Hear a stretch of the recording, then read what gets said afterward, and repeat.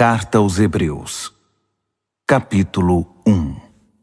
Passando por uma longa linha de profetas, Deus falou aos nossos antepassados séculos a fio, de diferentes maneiras. Em tempos recentes, a comunicação foi direta, por intermédio de seu Filho. Por meio do Filho, Deus no princípio criou o mundo, e no fim tudo vai pertencer ao Filho. O Filho reflete perfeitamente que Deus é e está selado com a natureza de Deus. Ele mantém tudo unido pelo que diz, palavras poderosas. Depois de ter consumado o sacrifício pelos pecados, o Filho tomou seu lugar de honra nos altos céus ao lado de Deus, sendo maior em posição e domínio que qualquer anjo. Alguma vez Deus disse a algum anjo: "Você é meu filho, hoje me alegro em você"? Ou "Eu sou seu pai, ele é meu filho"? Quando ele apresenta seu filho com todas as honras ao mundo, ele diz: todos os anjos devem adorá-lo. Mas com respeito aos anjos diz: os mensageiros são ventos, os servos são línguas de fogo. Mas ao filho ele diz: tu és Deus e estás no trono definitivamente, teu governo tudo corrige. Tens prazer quando as coisas andam bem e repudias quando tudo está errado. É por isso que Deus, teu Deus, derramou óleo aromático sobre tua cabeça, fazendo-te rei, muito acima dos teus queridos companheiros. E mais uma vez ao Filho: tu, Senhor, deste início a tudo. Estabeleceste os fundamentos da terra, depois modelaste as estrelas no céu. Terra e céu se desfarão, mas tu jamais. Eles se gastam como roupa velha. Tu irás dobrá-los como um manto usado, e então os guardarás. Mas serás sempre o mesmo, ano após ano. Nunca irás definhar, nunca irás desvanecer. E alguma vez ele disse algo parecido a algum anjo? Assente-se aqui ao meu lado direito, até que eu faça dos seus inimigos um descanso para os pés. Não é óbvio que todos os anjos são enviados para ajudar os que foram designados para receber a salvação? Hebreus, capítulo 2. É fundamental que nos apeguemos com firmeza ao que ouvimos, para que não nos desviemos. Se a antiga mensagem entregue pelos anjos era válida e ninguém podia desprezá-la, acham que podemos nos arriscar a desprezar a última, esta magnífica salvação? Antes de tudo, ela foi entregue pelo Senhor em pessoa, depois cuidadosamente transmitida a nós pelos que dele a ouviram. Durante todo este tempo, Deus a estava confirmando com os dons do Espírito Santo, todos os sinais e milagres, conforme decisão divina. Deus não encarregou os anjos da salvação de que estamos falando. A Escritura diz: o que é o ser humano para que te preocupes com eles? Por que desperdiçarias tempo te preocupando com eles? Tu os fizeste quase tão importantes quanto os anjos, deslumbrantes com a luz da aurora no Éden. Depois, deste a eles responsabilidade sobre o mundo que criaste. Quando Deus os designou responsáveis sobre tudo, nada foi excluído. Mas ainda não vemos todas as coisas debaixo da jurisdição humana. O que vemos é Jesus, feito quase tão importante quanto os anjos, e então, pela experiência da morte, coroado muito acima de qualquer anjo, com uma glória deslumbrante com a luz da aurora no Éden. Naquela morte, pela graça de Deus, ele experimentou plenamente a morte no lugar de cada ser humano. Faz sentido que o Deus que iniciou tudo e que tudo preserva agora conclua sua obra, tornando perfeito o pioneiro da salvação através do sofrimento, enquanto ele conduz todas essas pessoas à glória. Uma vez que aquele que salva e os que são salvos têm uma origem comum, Jesus não hesita em tratá-los como família, dizendo: vou contar a meus bons amigos, meus irmãos e irmãs, tudo o que sei sobre ti. Vou me reunir a eles num culto e em louvor a ti. Uma vez mais, ele se põe no mesmo círculo familiar quando diz: até eu vivo por depositar minha confiança em Deus. E uma vez mais, aqui estou com os filhos que Deus me deu. Uma vez que os filhos são de carne e sangue, é óbvio que o Salvador assumiu a carne e o sangue para resgatá-los por sua morte. Abraçando a morte e tomando-a para si, ele destruiu o poder que o diabo exercia sobre a morte e libertou os que temiam em vida por causa do medo da morte. Assim, é evidente que ele não suportou tudo isso por causa dos anjos, e sim por causa de pessoas como nós, filhos de Abraão. Foi por isso que ele teve de assumir a vida humana de forma integral. Então, quando se apresentou diante de Deus como sacerdote principal para retirar os pecados da humanidade, ele já havia experimentado toda a dor e havia passado em todos os testes, e agora tinha condições de ajudar no que fosse necessário.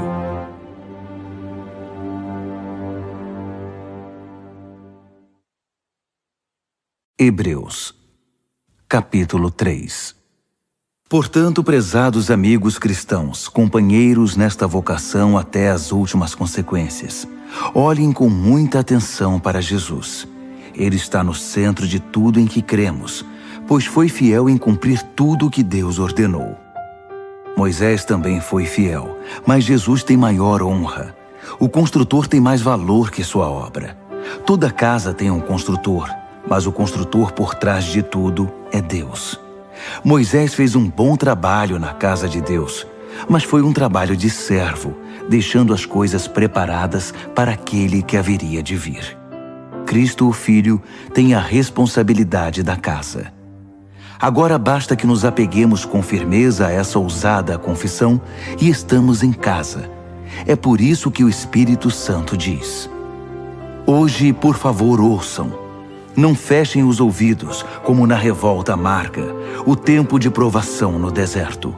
Ainda que eles tivessem observado meu trabalho por 40 anos, seus antepassados não me permitiram agir do meu modo e muitas vezes testaram minha paciência.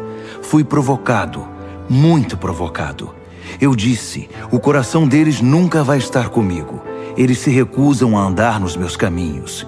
Irritado, jurei, eles nunca vão chegar ao seu destino, nunca vão conseguir se sentar e descansar.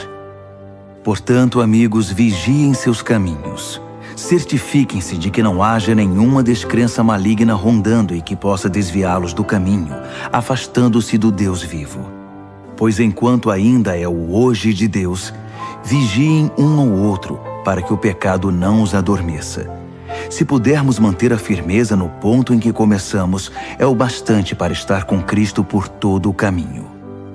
Estas palavras soam em nossos ouvidos. Hoje, por favor, ouçam. Não fechem seus ouvidos como na revolta amarga. Quem eram as pessoas que se fizeram de surdas? Não eram as mesmas que Moisés tirou do Egito? E quem provocou Deus por 40 anos? Não foram os mesmos que se fizeram de surdos e viraram cadáveres no deserto? E quando ele jurou que nunca iriam chegar ao seu destino, não estava ele se referindo aos que se fizeram de surdos? Eles nunca chegaram lá porque não o ouviram e nunca creram. Hebreus, capítulo 4. Enquanto a promessa de descansar nele nos impulsiona para o alvo de Deus, cuidemos para não sermos desqualificados. Recebemos as mesmas promessas que o povo do deserto. No entanto, elas não fizeram bem a eles, porque não foram recebidas com fé. Portanto, se crermos, iremos experimentar o estado de descanso. Se não crermos, nada feito. Lembrem-se do que Deus disse: com ira jurei, eles nunca vão chegar ao seu destino. Nunca vão conseguir descansar de verdade. Deus fez essa promessa, embora tivesse cumprido a parte dele antes da fundação do mundo. Em algum lugar está escrito: Deus descansou no 7º dia, tendo completado sua obra.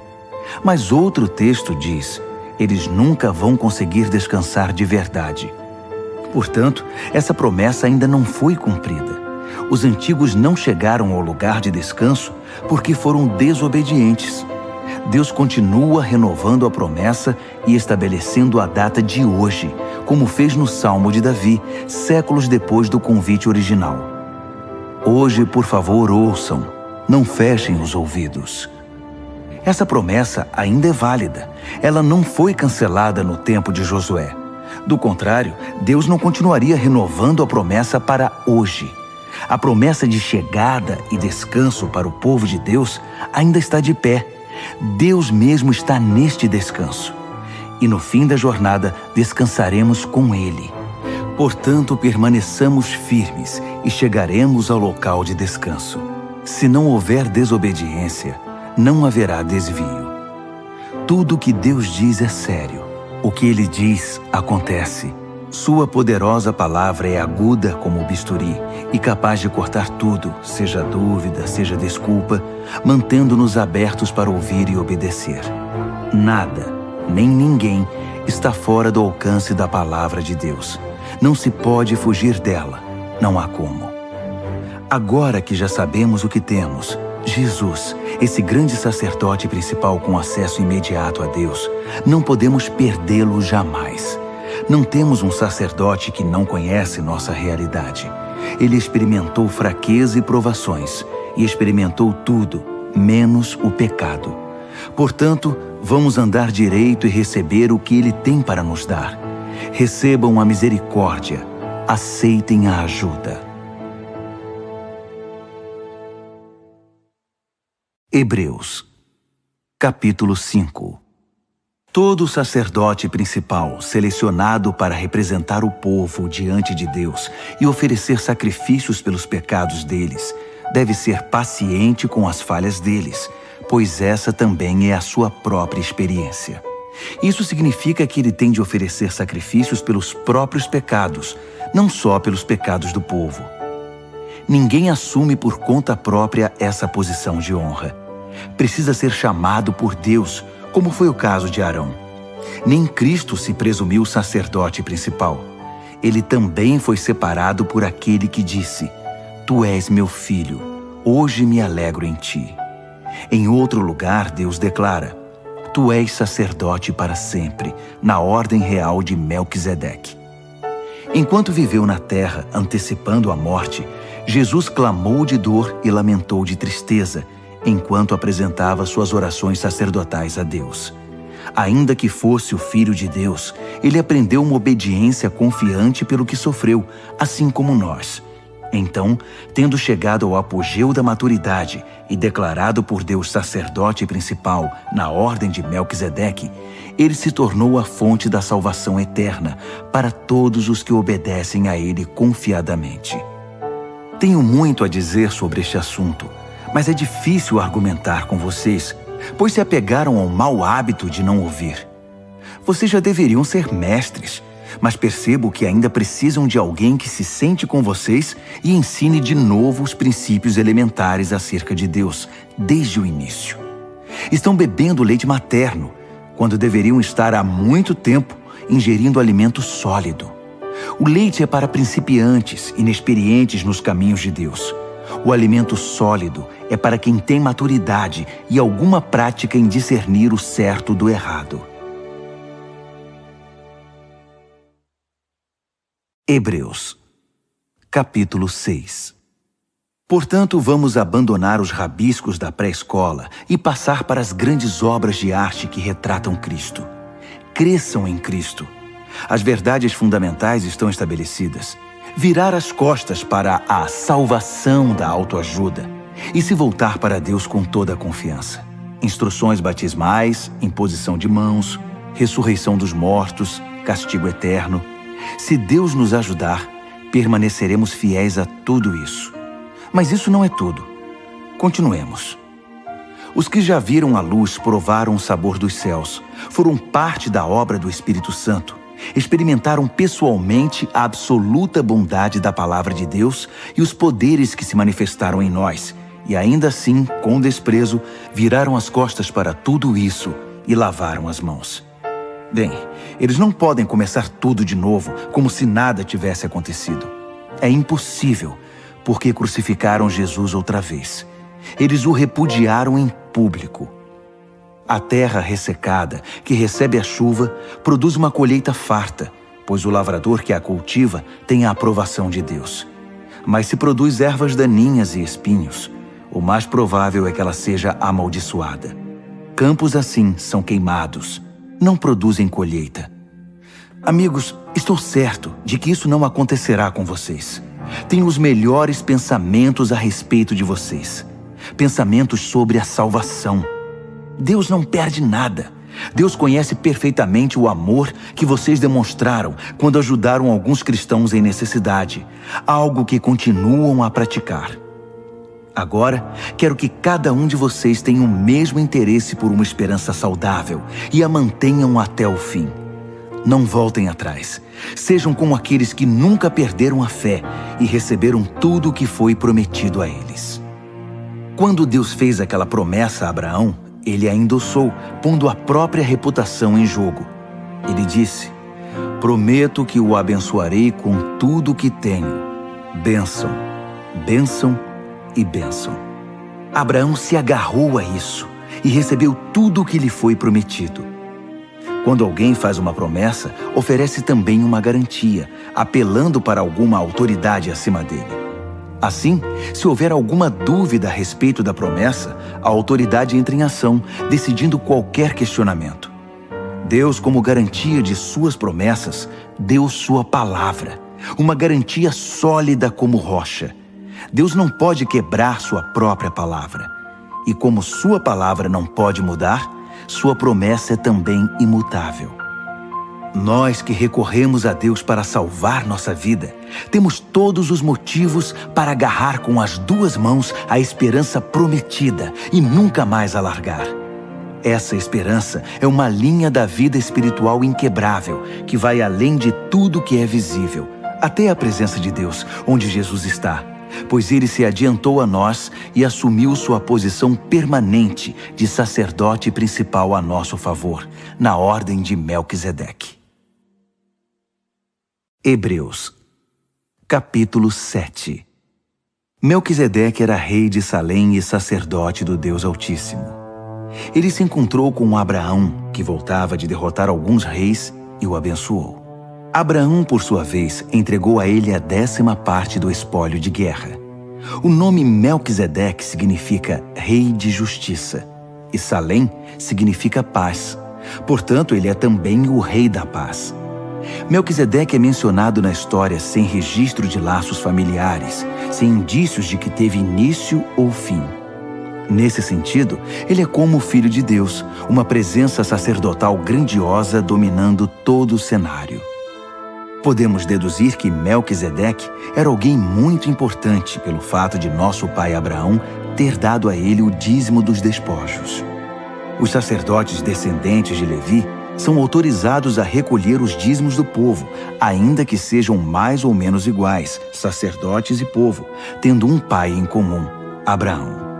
Mas esse homem, um estrangeiro, recebeu dízimos de Abraão e abençoou aquele que havia recebido as promessas de Deus. Em atos de bênção, o menor é abençoado pelo maior. Vejamos o caso por outro ângulo. Entregamos nosso dízimo a sacerdotes que morrem, mas Abraão deu o dízimo a um sacerdote que, de acordo com as Escrituras, vive. Vocês podem até argumentar que, sendo Levi descendente de Abraão e tendo Abraão dado o dízimo a Melquisedeque, quando damos os dízimos à tribo sacerdotal de Levi, eles terminam em Melquisedeque. Se o sacerdócio de Levi e Arão, que deu a estrutura para a entrega da lei, pudesse tornar as pessoas perfeitas, não haveria necessidade de um novo sacerdócio, como o de Melquisedeque. Mas como esse sacerdócio não conseguiu cumprir seu objetivo, houve uma mudança de sacerdócio. Com ele veio uma nova lei, que instituía mudanças radicais. Não há meio de entender essas mudanças nos termos do antigo sacerdócio levítico. É por esse motivo que não há nada na árvore genealógica de Jesus que possa conectá-lo à linhagem sacerdotal de Levi. Mas o episódio de Melquisedeque traz uma analogia perfeita. Jesus, sacerdote como Melquisedeque, não por ascendência genealógica, mas pela absoluta força da vida ressurreta, ele também vive. É sacerdote para sempre, na ordem real de Melquisedeque. Os antigos procedimentos, um sistema de mandamentos que nunca funcionou como deveria, foram deixados de lado. A lei não conduziu ninguém à maturidade. Assim, um caminho que funciona, Jesus, que nos leva diretamente à presença de Deus, foi posto em seu lugar. O sacerdócio de Arão perpetuou-se automaticamente de pai para filho, sem confirmação explícita de Deus. Mas Deus interferiu e instituiu esse novo sacerdócio, que é permanente, e adicionou uma promessa. Deus deu sua palavra. Ele não voltará atrás. Tu és o sacerdote permanente. Isso faz de Jesus a garantia de um caminho muito melhor para chegarmos a Deus. Um sistema que realmente funciona, uma nova aliança. Antigamente havia uma multidão de sacerdotes, pois eles morriam e tinham de ser substituídos.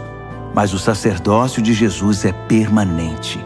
Ele está em seu posto agora e estará até a eternidade para salvar todos os que se dirigem a Deus por meio dele, e o tempo todo trabalha para defendê-los. Portanto, agora temos um sacerdote principal que se adapta perfeitamente às nossas necessidades. Totalmente santo, sem o comprometimento do pecado e com autoridade que se estende até a presença de Deus nos céus. Diferentemente dos outros principais sacerdotes, ele não precisa oferecer sacrifícios diários pelos próprios pecados antes de nos atender. Ele mesmo se ofereceu como sacrifício, e esse sacrifício é definitivo. A lei indicava como sacerdotes principais homens que não conseguiam cumprir seu ofício com perfeição. Mas a ordem que resultou da intervenção de Deus designou o Filho, que é absoluta e eternamente perfeito. Hebreus, capítulo 8. Em essência, temos um sacerdote principal, que com autoridade na presença de Deus, conduz o culto no santuário verdadeiro construído por Deus. A tarefa do sacerdote principal é oferecer dádivas e sacrifícios. Nesse ponto não é diferente do sacerdócio de Jesus. Se ele estivesse limitado à terra, não poderia ser sacerdote. Não precisaríamos dele, pois há um grande número de sacerdotes que podem oferecer as dádivas prescritas na lei. Esses sacerdotes, na verdade, apenas representam o que acontece no verdadeiro santuário do céu. Moisés teve um vislumbre dele na época em que estava para edificar o santuário do tabernáculo. Foi quando Deus disse: siga exatamente o que você viu na montanha. Mas a obra sacerdotal de Jesus ultrapassa em muito a dos outros sacerdotes, pois ele faz parte de uma aliança muito superior. Se a primeira aliança tivesse funcionado, a segunda não seria necessária.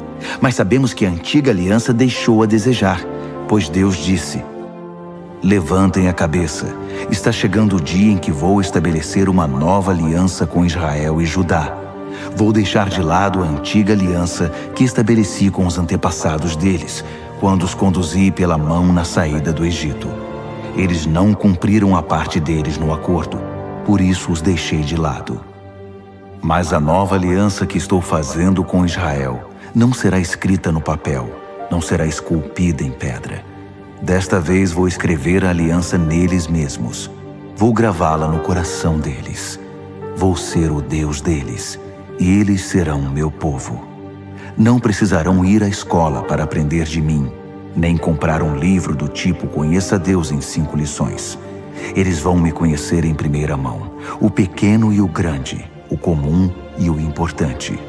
Eles vão me conhecer por terem sido carinhosamente perdoados, por terem sua ficha de pecados apagada e limpa para sempre. Quando a nova aliança entre Deus e seu povo passou a vigorar, a antiga foi para a gaveta e lá ficará acumulando poeira.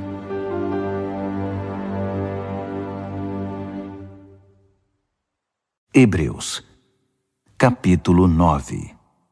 A primeira aliança continha orientações para o culto e contava com um lugar designado especialmente para realizá-lo.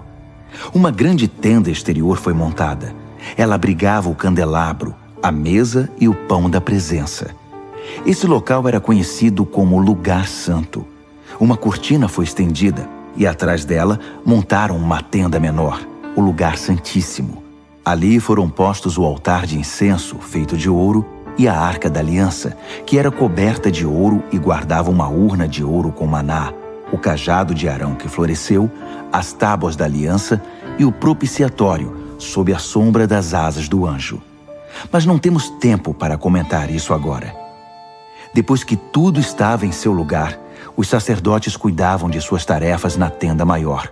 Mas apenas o sacerdote principal entrava na tenda interior, a menor, e isso uma vez por ano, para oferecer um sacrifício de sangue pelos próprios pecados e pelos pecados acumulados do povo. Essa foi a maneira utilizada pelo Espírito Santo para mostrar, por meio de uma parábola visual, que enquanto a tenda maior existisse, o povo não poderia andar com Deus lado a lado. Nesse sistema, as oferendas e os sacrifícios não podem, de fato, chegar ao âmago da questão. Não podem acalmar a consciência das pessoas, pois estão limitadas a questões de ritual e comportamento. Trata-se essencialmente de um arranjo temporário, até que uma revisão completa pudesse ser feita.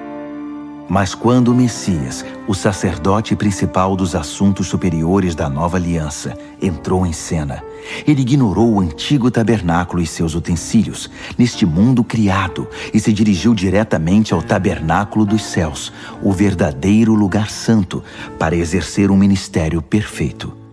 Ele também descartou os sacrifícios que consistiam em sangue de bezerros e de bodes, e os substituiu pelo oferecimento do próprio sangue. Esse foi o preço da nossa libertação definitiva. Se o sangue de animais e outros rituais de purificação tiveram algum efeito positivo sobre nosso comportamento e nossa religião, imaginem quanto mais o sangue de Cristo é capaz de purificar nossa vida, por dentro e por fora. Por meio do Espírito, Cristo ofereceu-se como sacrifício sem defeito e nos libertou dos esforços inúteis para que nos tornássemos pessoas respeitáveis e pudéssemos viver para Deus. Assim como um testamento só tem efeito depois da morte de quem o fez, a nova aliança foi iniciada com a morte de Jesus. Sua morte assinalou a transição da antiga aliança para a nova, cancelando as antigas obrigações e os pecados que as acompanhavam, e convocando os herdeiros a receber a herança eterna que foi prometida a eles. Reuniu Deus e seu povo neste novo caminho. Mesmo na primeira aliança, houve a necessidade de uma morte para sua confirmação. Depois de ler todos os termos da aliança da lei, o testamento de Deus, Moisés pegou o sangue dos animais sacrificados e, num gesto solene, aspergiu-o sobre o documento e sobre o povo, que era o beneficiário. Ele atestou sua validade com as palavras: "Este é o sangue da aliança ordenada por Deus." Fez o mesmo com o local de culto e seu mobiliário. Moisés disse ao povo: "Este é o sangue da aliança que Deus firmou com vocês." Num testamento, pode-se dizer que tudo gira em torno da morte. É por isso que o sangue, a evidência da morte, é tão usado em nossa tradição, especialmente no que se refere ao perdão de pecados. Isso indica a proeminência do sangue e da morte em todas aquelas práticas secundárias que apontam para as realidades do céu. Indica também que quando o que é real assume seu lugar, os sacrifícios de animais não são mais necessários, pois já cumpriram seu propósito. Cristo não entrou na versão terrestre do lugar santo. Ele entrou no verdadeiro lugar santo e ofereceu-se a Deus como sacrifício pelos nossos pecados. Ele não faz isso todo ano, como os principais sacerdotes faziam na antiga aliança, com um sangue que não era o deles. Se fosse, ele teria de se sacrificar repetidamente no decorrer da história. Em vez disso, ele se sacrificou de uma vez por todas, assumindo todos os outros sacrifícios no seu sacrifício, a solução final para o pecado. Todo mundo tem de morrer uma vez e depois encarar as consequências de sua vida. A morte de Cristo também foi um acontecimento único, mas foi um sacrifício que levou nossos pecados para sempre. Assim, da próxima vez que ele se manifestar, o resultado para os que estão ansiosos por encontrá-lo será exatamente a salvação. Hebreus, capítulo 10. A antiga aliança era apenas um vislumbre das boas coisas da nova aliança. Uma vez que a antiga aliança da lei não era completa em si mesma, ela não poderia aperfeiçoar os que participavam dela. Não importa quantos sacrifícios oferecessem ano após ano, jamais conseguiriam uma solução definitiva. Se tivessem conseguido, os adoradores seguiriam cada um o seu caminho alegremente, não mais presos aos seus pecados. Mas em vez de remover a consciência do pecado, a repetição dos sacrifícios de animais na verdade só realçava a preocupação e a culpa, porque o sangue de touros e de bodes não tem poder para eliminar pecados. É isso que a profecia quer dizer nas palavras de Cristo. Tu não queres sacrifícios e ofertas ano após ano, e me preparaste um corpo para o sacrifício. Não é o aroma ou a fumaça do altar que te dá prazer. Então eu disse, estou aqui para fazer do teu modo, ó Deus, como está determinado no teu livro. Quando ele diz, tu não queres sacrifícios e ofertas, está se referindo às práticas da antiga aliança. Quando acrescenta, estou aqui para fazer do teu modo, deixou de lado o sistema antigo para promulgar a nova aliança, o modo de Deus, por meio do qual nos tornamos perfeitos para Deus pelo sacrifício único de Jesus. O sacerdote trabalha no altar todos os dias, oferecendo o mesmo sacrifício ano após ano, e nem de longe resolve o problema do pecado.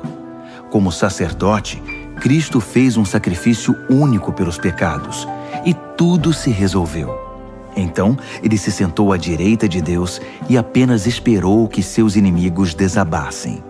Foi um sacrifício perfeito, realizado por uma pessoa perfeita, para aperfeiçoar pessoas muito imperfeitas. Por meio daquela simples oferta, ele fez tudo o que precisava ser feito para os que tomam parte no processo purificador. O Espírito Santo confirma. A nova aliança que estou fazendo com Israel não será escrita no papel, não será esculpida em pedra. Desta vez, vou escrever a aliança neles mesmos. Vou gravá-la no coração deles. Ele conclui. Vou limpar de vez a ficha dos pecados deles. Uma vez que os pecados foram definitivamente eliminados, não é preciso mais oferecer sacrifícios por eles. Portanto, amigos, podemos agora, sem hesitação, caminhar direto para Deus, até o lugar santo. Jesus preparou o caminho pelo sangue de seu sacrifício e atua como nosso sacerdote diante de Deus.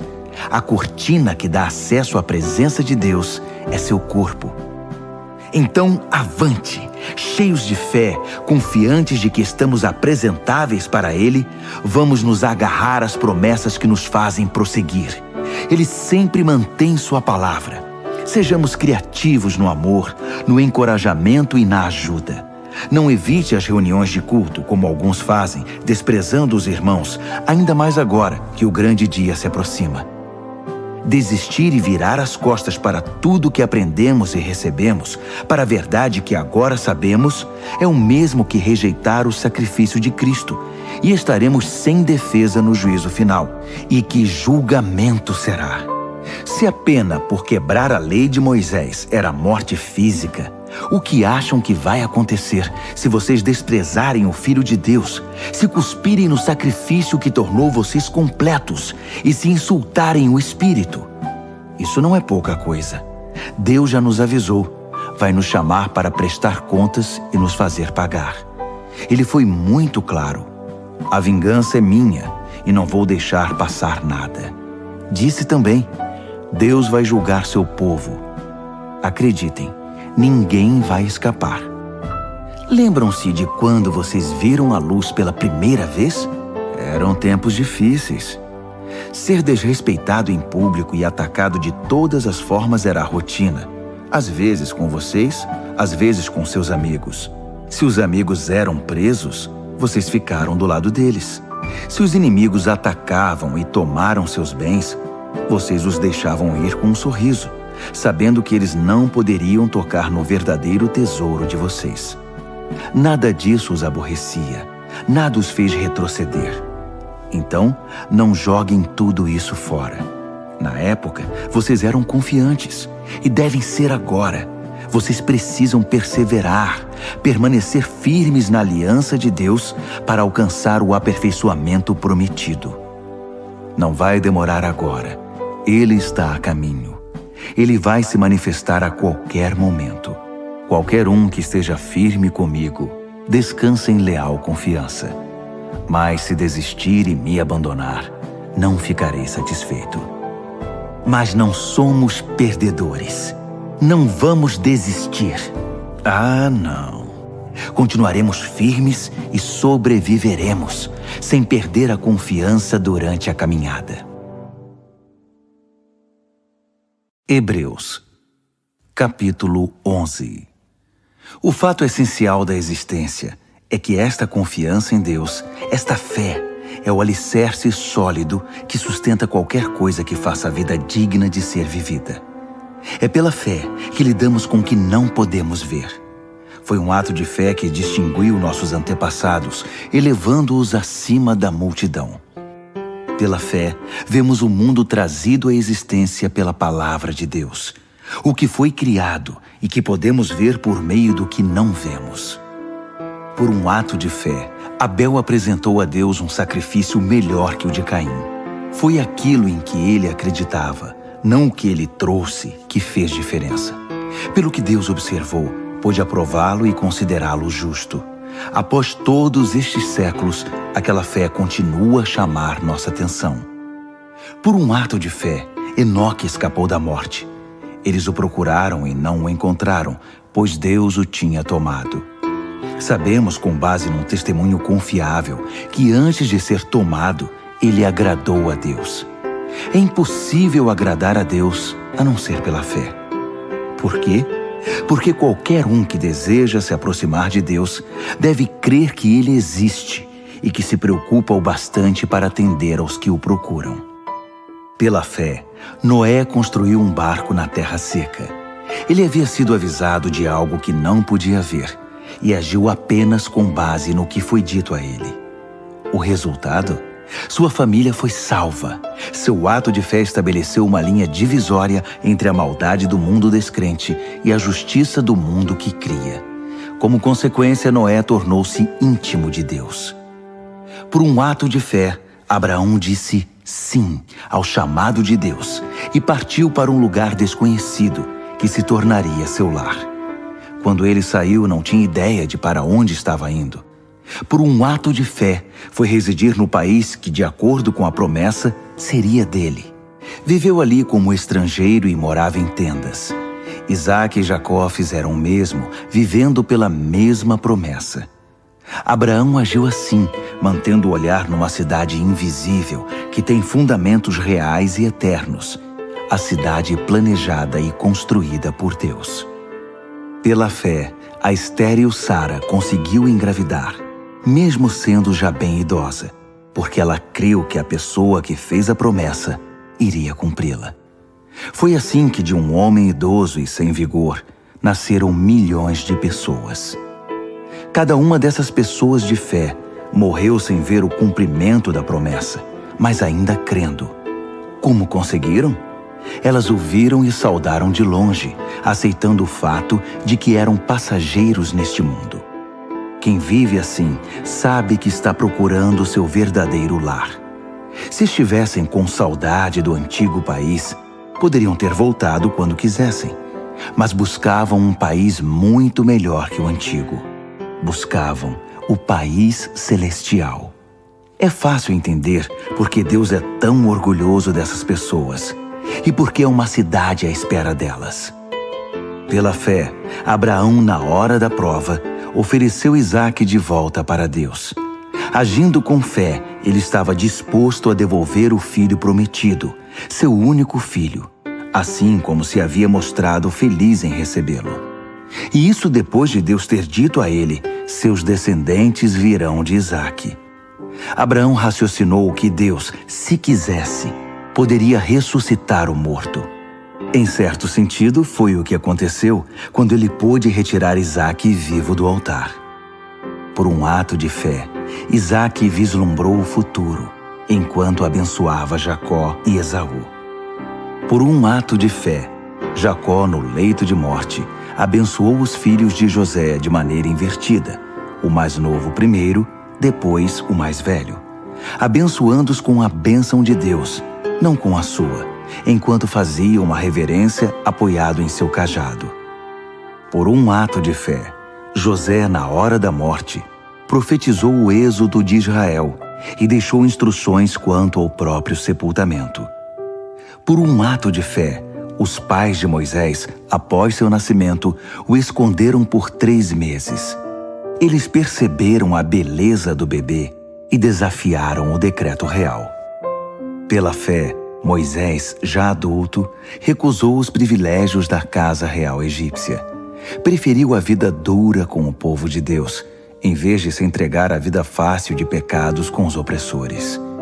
Ele preferiu o sofrimento no arraial do Messias, a riqueza dos egípcios, porque enxergava adiante, antecipando a recompensa. Por um ato de fé, ele virou as costas para o Egito, sem ligar para a fúria do rei. Ele tinha o olhar naquele que ninguém pode ver e continuou firme. Por um ato de fé, celebrou a Páscoa e aspergiu o sangue da Páscoa em cada casa, para que o destruidor dos primogênitos não tocasse em ninguém. Por um ato de fé, Israel atravessou o Mar Vermelho em terra seca. Os egípcios tentaram fazer o mesmo e se afogaram. Por um ato de fé, os israelitas marcharam ao redor das muralhas de Jericó durante 7 dias. E as muralhas caíram. Por um ato de fé, Raabe, a prostituta de Jericó, acolheu os espiões e escapou da destruição que veio sobre os que se recusaram a confiar em Deus. Poderia prosseguir, mas não há tempo. Ainda há muitos outros: Gideão, Baraque, Sansão, Jefté, Davi, Samuel, os profetas. Por seus atos de fé, eles venceram reinos, fizeram obras de justiça, viram promessas cumpridas. Foram protegidos de leões, incêndios e ameaças de morte. Transformaram a desvantagem em vantagem. Venceram batalhas, afugentaram exércitos invasores. Mulheres receberam seus queridos de volta dos mortos. Foram eles que, sob tortura, se recusaram a desistir e ser libertados, preferindo algo melhor, a ressurreição. Outros enfrentaram abusos, açoites e, sim, algemas e prisões. Temos informação de alguns que foram apedrejados, cerrados ao meio, assassinados a sangue frio. Histórias de homens vagando pela terra em peles de animais, sem teto, sem amigos, sem força. O mundo não os mereceu, vivendo como podiam nas periferias cruéis do mundo. Entretanto, nenhum desses exemplos de vida de fé puseram a mão na recompensa prometida. Deus tem um plano melhor para nós. Que nossa fé se junte a deles para formar um todo completo, como se a vida de fé que eles tiveram não fosse completa sem a nossa.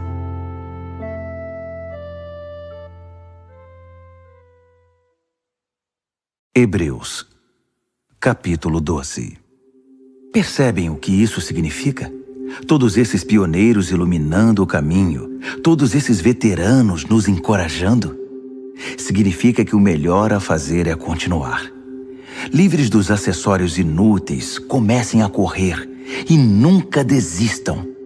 Nada de gordura espiritual extra, nada de pecados parasitas. Mantenham os olhos em Jesus, que começou e terminou a corrida de que participamos. Observem como ele fez, porque ele jamais perdeu o alvo de vista, aquele fim jubiloso com Deus. Ele foi capaz de vencer tudo pelo caminho, a cruz, a vergonha, tudo mesmo. Agora está lá, num lugar de honra ao lado de Deus.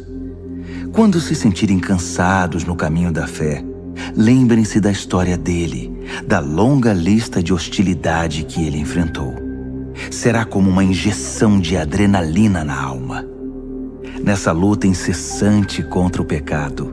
Outros sofreram muito mais que vocês, sem falar no que Jesus enfrentou, todo aquele derramamento de sangue. Portanto, nada de autocomiseração. Ou vocês já se esqueceram de que os bons pais tratam bem os filhos e que Deus trata vocês como filhos dele? Meus filhos queridos, não desprezem a disciplina de Deus. Também não sejam esmagados por ela. Ele disciplina o filho que ama. O filho que ele abraça, ele também corrige. Deus está educando vocês. É por isso que vocês nunca devem desistir. Ele está tratando vocês como filhos queridos. Essa provação que vocês estão enfrentando não é um castigo, é um treinamento, a experiência normal dos filhos. Só pais irresponsáveis deixam os filhos por conta própria. Vocês gostariam que Deus fosse irresponsável?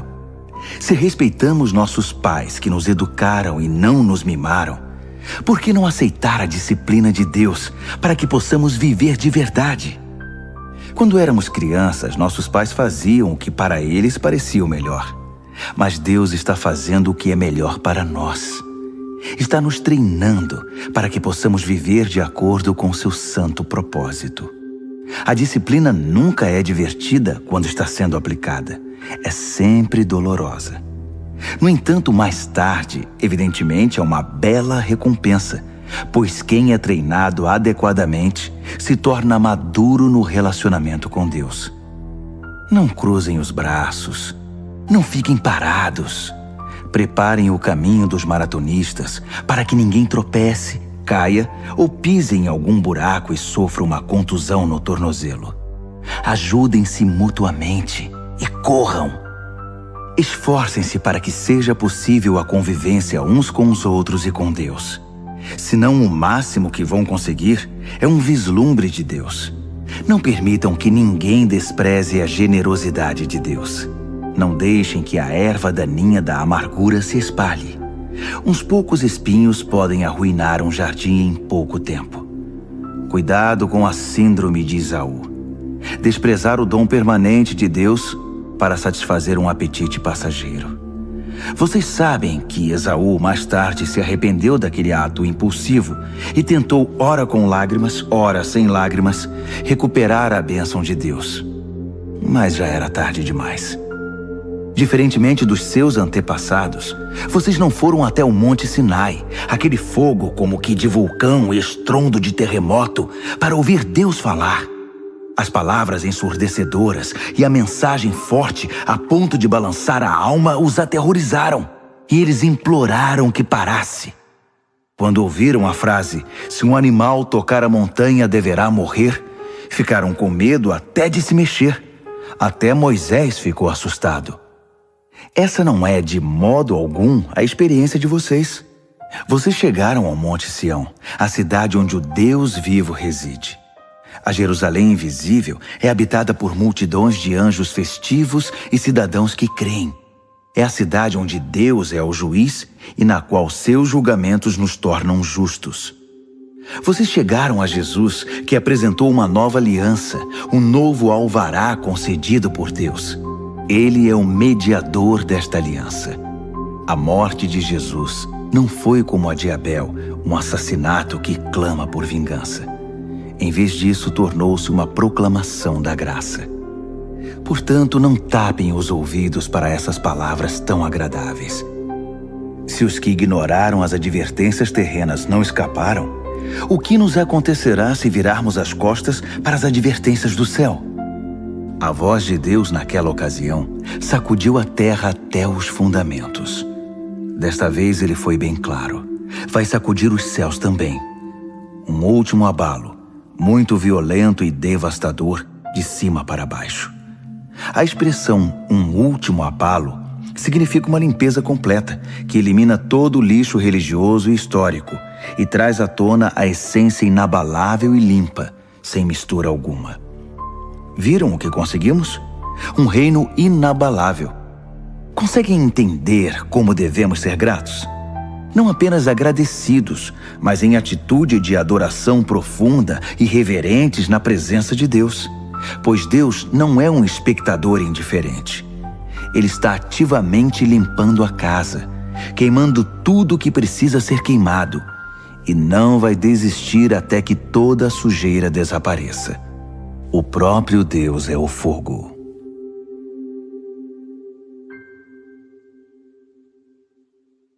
Hebreus, capítulo 13. Estejam bem uns com os outros, unidos pelo amor, sempre prontos para oferecer uma refeição ou uma pousada se alguém precisar, pois alguns receberam anjos em casa sem o saber. Tratem os prisioneiros como se estivessem presos com eles. Cuidem das vítimas de abuso como se o que aconteceu com elas tivesse acontecido a vocês. Honrem o casamento e mantenham a pureza sexual entre marido e esposa. Deus não aprova o sexo casual e ilícito. Não fiquem obcecados por adquirir bens materiais. Estejam satisfeitos com o que já possuem, pois considerando que Deus nos assegurou, não vou permitir que vocês caiam, nunca vou abandonar vocês, podemos corajosamente citar: Deus está pronto para nos ajudar. Não tenho medo de nada. Quem ou o que pode me atingir? Tenham consideração para com os pastores que deram a vocês a palavra de Deus. Observem como eles vivem e permitam que a fidelidade deles ensine vocês, bem como a verdade que eles defendem. Devemos ser persistentes, porque Jesus não muda. Ontem, hoje, amanhã, Ele é sempre o mesmo. Não sejam enganados. Se especularem demais, podem acabar se afastando dele. A graça de Cristo é o único fundamento adequado à vida. Produtos com o nome de Cristo não fazem muito pelos que os compram. O altar de onde Deus nos envia o dom de si mesmo não se presta ao tipo de exploração praticada por gente desonesta. No antigo sistema, os animais eram mortos, depois os corpos eram retirados do acampamento. O sangue então era trazido para dentro do altar como sacrifício pelo pecado. Ocorreu o mesmo com Jesus. Ele foi crucificado fora das portas da cidade, e ali ele derramou o sangue do sacrifício, que foi trazido para o altar de Deus, a fim de purificar seu povo. Portanto, vamos para fora onde Jesus está, onde a ação está. Não devemos pensar em privilégios, mas assumir nossa parte no sofrimento de Jesus. Esse mundo que fica do lado de dentro não é nosso lar. Esperemos a cidade que está para vir. Vamos para o lado de fora com Jesus, não mais derramando sangue de sacrifícios de animais, e sim os louvores dos nossos lábios a Deus em nome de Jesus. Não pensem que por achar que tudo está resolvido, poderão se tornar preguiçosos e não fazer mais nada pelo bem comum. Não. Compartilhem o que têm com os outros. Deus tem prazer especial em atos de culto. Um tipo diferente de sacrifício que tem lugar na cozinha, no local de trabalho ou na rua. Sejam obedientes aos seus pastores. Ouçam o conselho deles. Eles estão atentos à condição da vida de vocês e trabalham sob a estrita supervisão de Deus. Contribuam para que a liderança deles seja alegre, não penosa. Por que tornar as coisas mais difíceis? Orem por nós. Não temos dúvida quanto ao que fazemos ou por que fazemos, mas é um trabalho difícil e precisamos das suas orações. Tudo o que queremos é viver bem na presença de Deus. Orem para que possamos nos reunir em breve. Que Deus, que reúne todas as coisas e torna todas as coisas completas, que estabeleceu a marca permanente do sacrifício de Jesus, o sacrifício de sangue, que selou a aliança eterna, que trouxe de volta Jesus, nosso grande pastor, levantado e vivo dentre os mortos, que agora reúna vocês e os presenteie com tudo de que precisam para agradá-lo. Que Deus faça de nós aquilo que dê mais prazer a Ele, por meio do sacrifício de Jesus, o Messias. Toda glória seja dada a Jesus, para sempre e eternamente. Amém, amém, amém. Amigos, por favor, levem muito a sério o que escrevi a vocês. Escrevi da maneira mais resumida que pude. Portanto, há muita coisa que não falei. Vocês vão gostar de saber que Timóteo saiu da prisão. Se ele vier logo, vou com ele visitar vocês. Transmitam uma palavra de saudação aos seus pastores e a todas as congregações. Todos aqui na Itália enviam lembranças. A graça seja com cada um de vocês.